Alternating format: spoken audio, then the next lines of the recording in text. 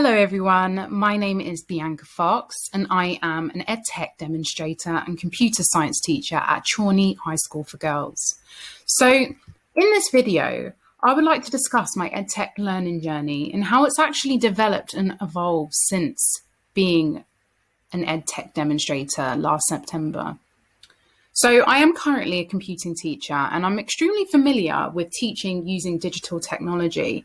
However, since September, I've really developed the use of my computing skills from merely using it as a tool to just deliver content to students using it in a much more meaningful way. Now, a few things that I just want to focus on in this video that have really impacted both my teaching and the way my students learn is, first of all, becoming proficient in using the Google Suite. And that's just really in the basics. So it's really helped me by collaboration with not just students, but also teachers on different projects. Communication. So that's via email. And if anybody needed to quickly get hold of me and you could see that I was online, using the chat feature, which mimics social media, it's just made it extremely easy to communicate. Also looking at managing the classrooms with the Google Classroom, which is something that I will go into a few features in later on in this video. And just purely organization of tasks. So ensuring that I can send schedules out to my students and that they can go through it task by task. These are a few ways that are really taking me from someone who, like I said previously, just uses the Google Suite to someone who actually uses it to make an impactful difference. Through the Google Classroom, there's a few things that have really made my workload quite easy just through Google Classroom on its own. So actually knowing how to join a class the different ways and create different classes allow me to have a snapshot of what I need to do, what needs marking, whose work has been hasn't been submitted, or what work has been submitted, and what I need to really look at. Another one is the schedule feature in Google Classroom, which I was not familiar with before September, and absolutely made a huge difference just being able to ensure that I've got work coming out on a certain time when it needed to be, rather than students having access to it way beforehand and maybe looking at it when I didn't really want them to just yet. And also using the draft feature, so I can make drafts and then just change them. So if there's something that maybe I need to just work on, but I want to get the post written, I can do that and just save them as a draft. They've been drastically changing for my classrooms. And also just creating reusing posts and topics that I've done maybe in other lessons. So where I'm doing the same topic through a few lessons, it's just drastically reduced the time that it's taken. Another few features that I've really looked at and really enjoyed using are Google Keep, which is a fantastic way of looking at what you need to do and scheduling your tasks. This is something that I've used quite a lot actually, and sending students to-do lists. So this has really been helpful in my Year 11 classes in particular. There's this feature here, which allows me to keep together a lot of links that I use and create reading lists and task lists for students, which has been really helpful.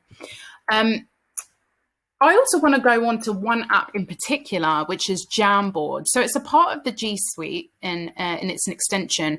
And I really learned about this during a CPD session.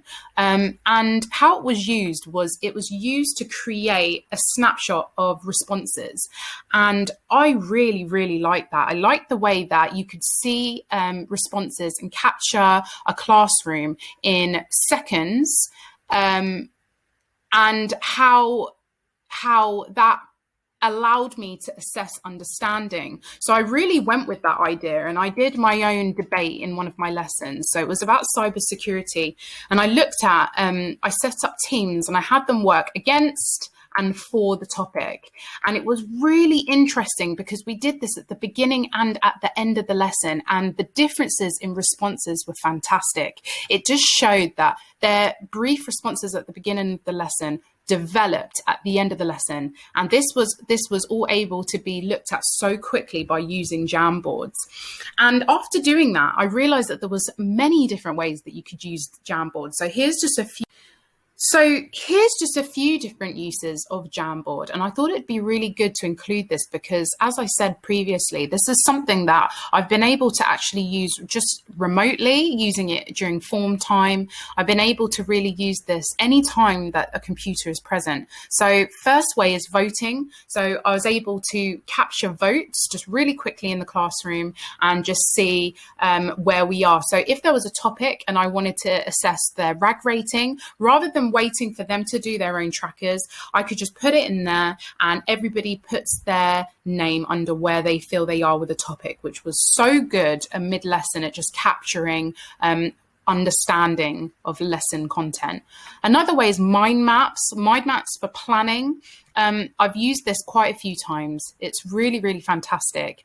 It just is a nice alternative to paper, something that we can see, something that we can keep. And it really allows them to just add a few design elements in that have been really helpful as well.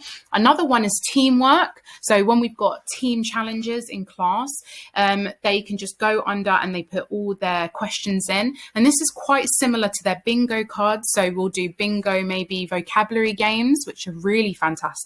Again, just an alternative to using paper. And then one that I saw in a CPD session, which was a Connect 4 way of using Jamboard, which was really, really useful. And students can actually pair up and play against each other, putting their answers in. And I thought that this one was really good because this was gamifying it in a learning-based way, which I felt that they really enjoyed in lessons and that I thought were really impactful.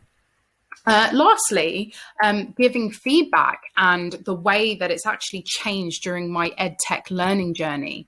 And a few ways is one that I would say that I use quite a lot, especially during remote learning, is Mote specifically. So this is a feature of actually recording your voice and posting it to students where they can actually comment directly back.